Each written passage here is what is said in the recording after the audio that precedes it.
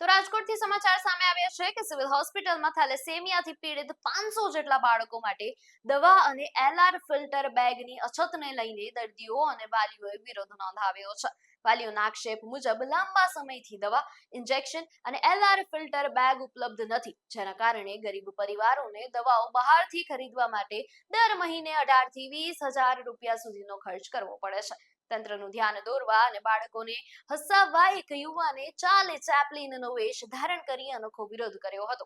વાલીઓનો આક્ષેપ છે કે અનેક રજૂઆતો છતાં યોગ્ય જવાબ મળ્યો નથી. દાતાઓએ એલઆર મશીન આપ્યા હોવા છતાં બેગ ઉપલબ્ધ નથી, ત્યારે સત્વરે દવા અને બેગની વ્યવસ્થા કરવાની માંગ કરવામાં આવી છે.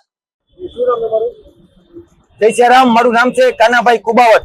આજ રોજ અમે રજૂઆત કરવા આવ્યા છીએ હોસ્પિટલ ચોક ખાતે. જે સિવિલ હોસ્પિટલમાં ઘણા સમયથી જે 500 છોકરાઓ છે થેલેસેમિયાના બાળકો, તેની માટે ઇન્જેક્શન, દવા અને એલઆર બેગ નથી.